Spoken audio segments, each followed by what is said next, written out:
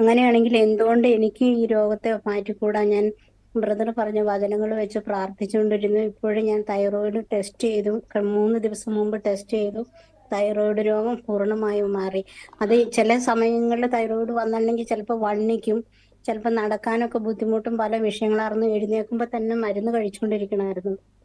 ഉം. 2006 വന്ന് ഇപ്പൊ അത് പൂർണ്ണമായും സൗഖ്യം വന്നു.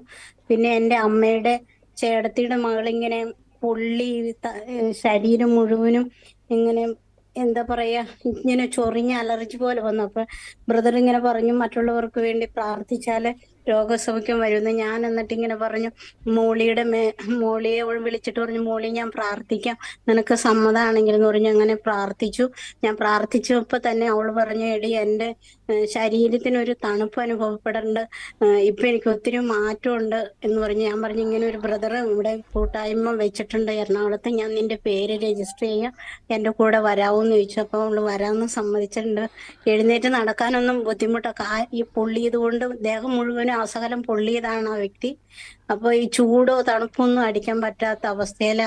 അതിപ്പോ ഞാൻ പ്രാർത്ഥനയ്ക്ക് കൊണ്ടുവരാൻ ഞാൻ അവളോട് പറഞ്ഞിട്ടുണ്ട്. അവൾക്ക് വേണ്ടി ഒന്ന് പ്രാർത്ഥിക്കുകയും ചെയ്യണം, എന്റെ തീർച്ചയായിട്ടും സാക്ഷി. സിസ്റ്ററെ ധൈര്യമായിട്ട് കൊണ്ടുവരിക. കർത്താവ് അവിടെ അത്ഭുതം ചെയ്യുവാൻ ഇടയാത്തുടർന്ന് സിസ്റ്റർ പറഞ്ഞ പോലെ തന്നെ 2006 മുതലുണ്ടായിരുന്ന തൈറോയിഡിൻ്റെ ബുദ്ധിമുട്ടായിരുന്നു. സിസ്റ്റർ വചനം കേട്ടപ്പോൾ എന്തുകൊണ്ട് കർത്താവിന് എന്നെ സൗഖ്യമാക്കിക്കൂടാന്നൊരു ചിന്ത വന്നു. ആ ഒറ്റ ചിന്ത വചനം പറഞ്ഞ് പ്രാർത്ഥിക്കാൻ ഇടയാത്തുടർന്നു.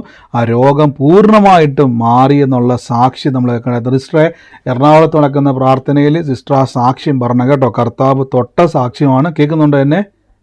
കേൾക്കുന്നുണ്ട് ബ്രദറെ. പിന്നെ ഫെബ്രുവരിയിൽ